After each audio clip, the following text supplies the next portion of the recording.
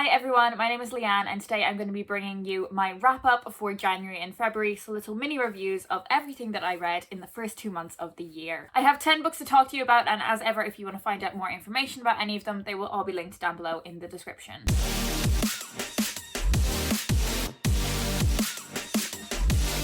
So I had such a slow start to this reading year. I read hardly anything in January. I think only 2 of these books are from January and the other 8 are from February. There just felt like there was so much going on at the start of the year, at the start of January, and I couldn't focus on reading at all. I'm going to start by talking about the book I finished most recently, and then I'm just going to talk about them in kind of whatever order I picked them up.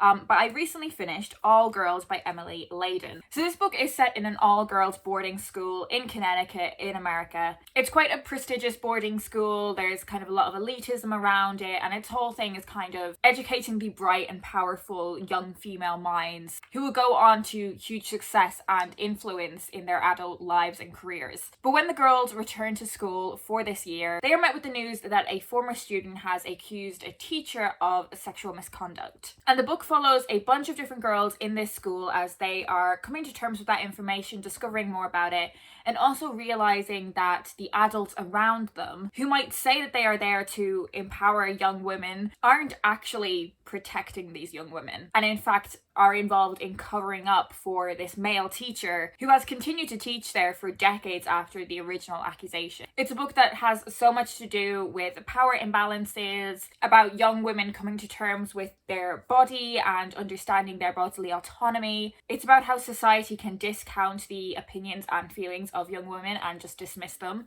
I thought the book handled all of these topics really, really well, and I was really impressed by this novel, and if any of those themes sound like they would be of interest to you, I would definitely recommend giving this one a read. I also read All Boys Aren't Blue by George M. Johnson. A moment for this cover, please, because it is stunning. This is a memoir by writer and LGBTQ+ activist George M. Johnson. It chronicles their upbringing into their adult life, particularly focusing on their understanding of their own gender, sexuality, and how that intersects with their race. It explores the difficulties that George M. Johnson faced growing up, and I believe this memoir is targeted towards young adults, but it definitely doesn't stray away from the really difficult, serious things that George M. Johnson went through. I think the writer does a fantastic job of guiding us through those experiences and being open and honest about the truth of those experiences, but allows the reader to come along on that journey with him when they are in a safe space. It's a book about toxic masculinity, it's about brotherhood, inequality, consent,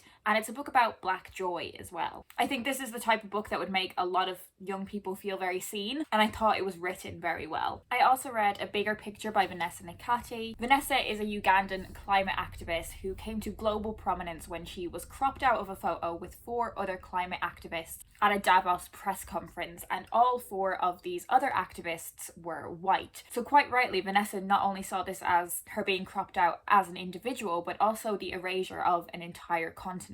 Through this book, Vanessa explores how people from the global south, particularly people of colour, contribute to climate change the least, but are affected the most with the most devastating consequences. This book examines the links between climate change and feminism, anti-racism, education, economics, and it also explores her own journey to activism as a young person. I think her story and sharing the experiences of other people from the global south in relation to climate change is so important. And I think her story could be inspiring for so many young people who want to get involved in activism but don't really know how to start. Her story is so inspiring and she has such an important message. And if you are interested in learning more about climate change, but also how it intersects with all those things like anti-racism, like feminism, like economics, I would highly, highly recommend this book. I found it hugely informative. I also read You Goddess by E. Foley and B. Coates.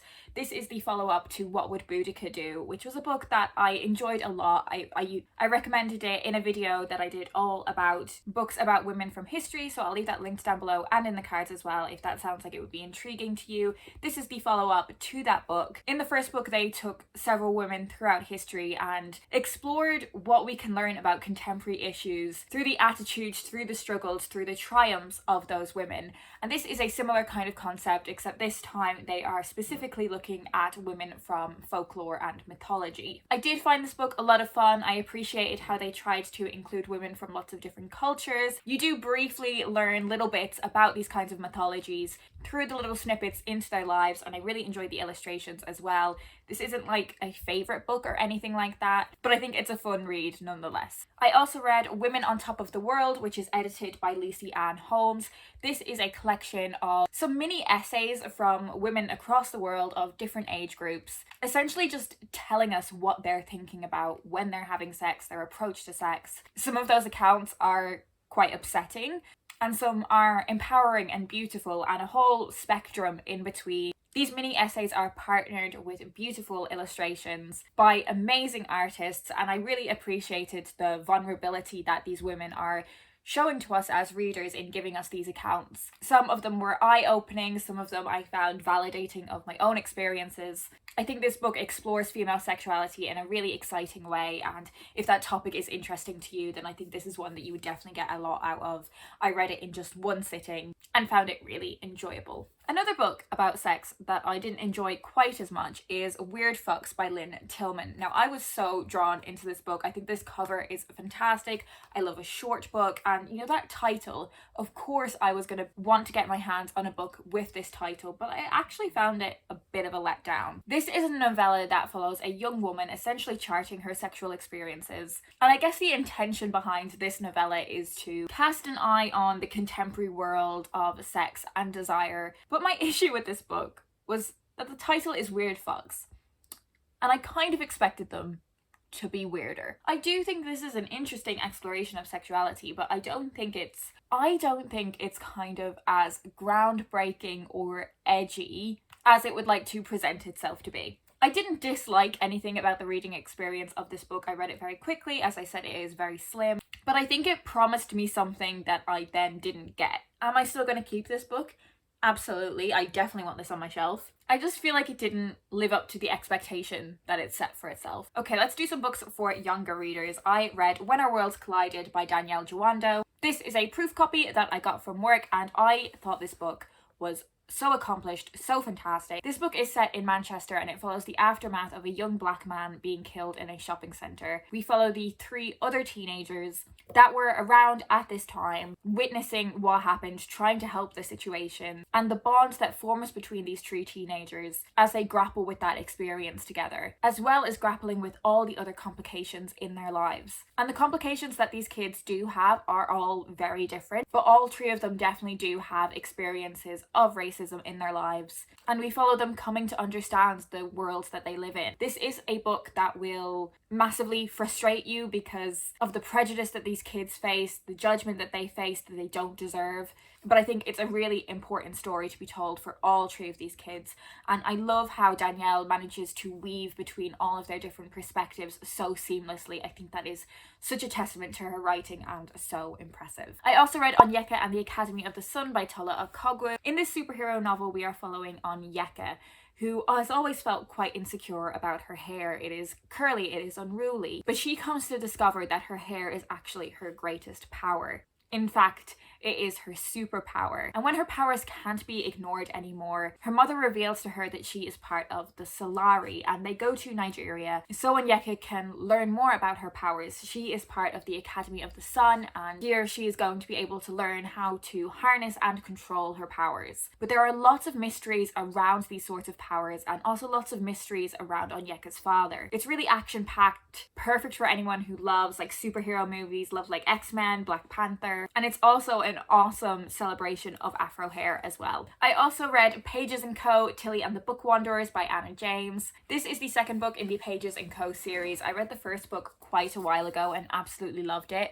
We follow our main character Tilly, who lives with her grandparents and works in their bookshop. And Tilly discovers that she is a book wanderer. She has the ability to speak to her favourite characters from some of her favourite books and also wander into the pages of those books and explore their stories. There are some reveals at the end of that first book that I can't talk about because I don't want to spoil it for you, But we follow on from that first book in the second book, Tilly discovering more and more about the world of book wandering and the complications it can present.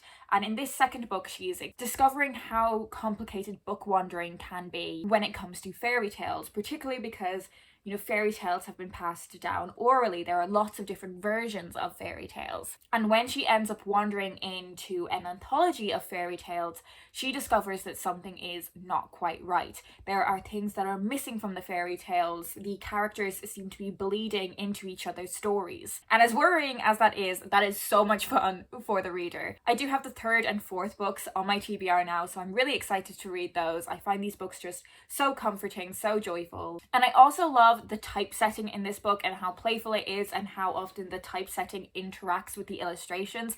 I think that's so fun, and that's exactly how I would describe this series. Just so much fun. And the final book I'm going to talk about is The History of the World in 100 Animals by Simon Barnes, which is illustrated by Fran Preston Gannon. This is a beautiful illustrated book that is, what it says on the tin. It is the history of the world in 100 animals. So many different kinds of animals included in here with really beautiful illustrations. So much information about these different animals. This is the kind of thing I would have absolutely adored as a kid, and to be honest, I had a great time even reading this as a grown-up. There were so many of my favorite animals in here, and also animals that I don't think I'd ever even heard of before. So I learned just so much from this. So that's it. They are all of the books that I read in January and February. As I said, they will all be linked down below in the description if you want to find out more about them. Do leave me a comment down below if you have any thoughts on anything that I've mentioned, or if you don't have anything in particular to say but you want to let me know that you're here, leave me your favorite blue emoji. I'm hoping I read a little bit more in March. It is the Irish Readathon, which tends to be a really fantastic reading month for me in terms of both quantity and quality. So we'll see how I get on. I hope you guys are doing well, and I will speak to you in my next video.